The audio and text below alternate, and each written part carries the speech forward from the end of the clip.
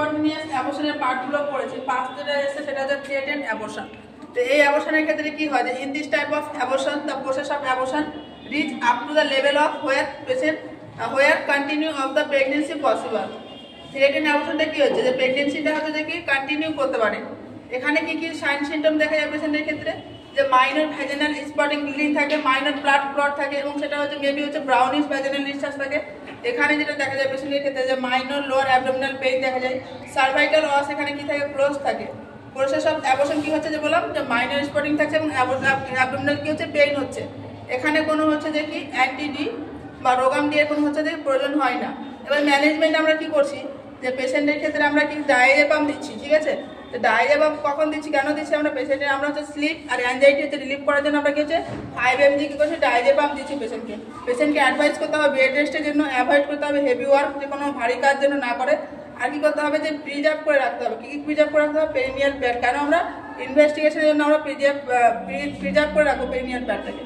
তারপরে এখানে কি বলবো পেশেন্টকে অ্যাডভাইস করবো যে সেক্সুয়াল হচ্ছে যে একদিন হচ্ছে যে অ্যাভয়েড করে, আর আমরা কন্টিনিউয়াস পেশেন্টকে মনিটর করবো।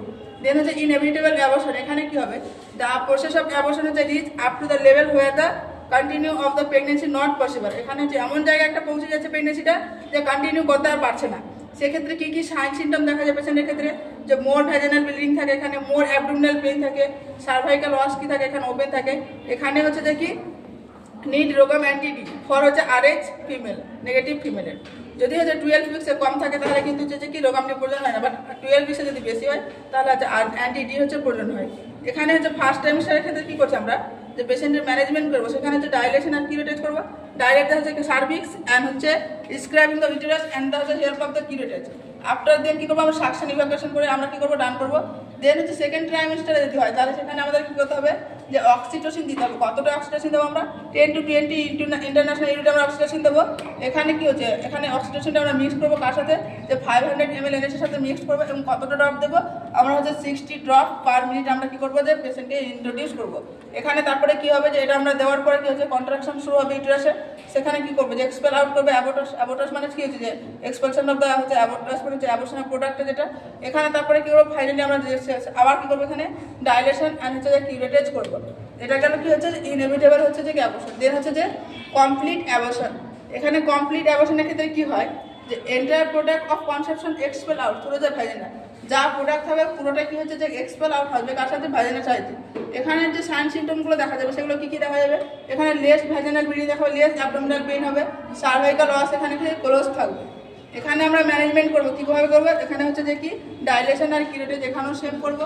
এখানে যদি সেম প্রসেস যেমন হচ্ছে যদি 12 উইক্সে যদি কম হয় তাহলে মায়ের কি অ্যান্টি-ডি প্রয়োজন হবে না। যদি নেগেটিভ থাকে RH নেগেটিভ মাদার থাকে আর বাচ্চা যদি RH পজিটিভ থাকে তাহলে অ্যাডমিনিস্টার করতে হবে যে অ্যান্টি-ডি যখন হচ্ছে অ্যাবর্শন হচ্ছে 12 উইক্সের পর হবে।